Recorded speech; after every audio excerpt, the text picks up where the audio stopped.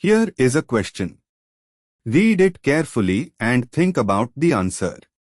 Let us solve it step by step. Let us begin solving this step by step. Based on the answer choices, compound A is a cyclohexane derivative bearing a hydroxymethyl group, CH2O. At C1 a methyl ester group, C, is equal to O, OCH3. At C3 and a ketone, C is equal to O, at C5. This is consistent with option A, being the starting material with the ketone still unreduced, and the other options representing various reduction products. Moving on to the next step.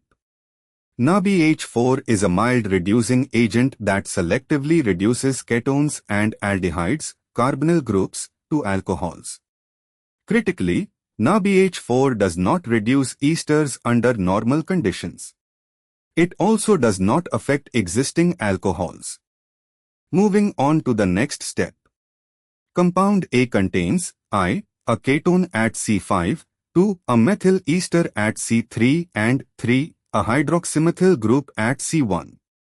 NaBH4 will reduce only the ketone at C5 to a secondary alcohol, or leaving the methyl ester intact.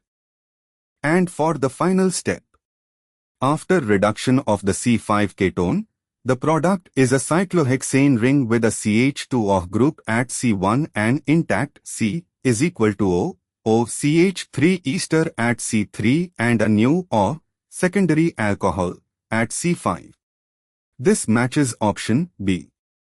A, still has the unreduced ketone, no reaction shown, incorrect.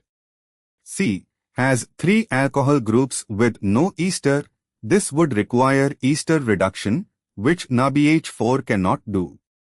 D, shows an aldehyde instead of an ester, and has only 2 OH groups, structurally inconsistent with selective ketone reduction. Therefore, the correct answer is B. Therefore, the correct answer is option B.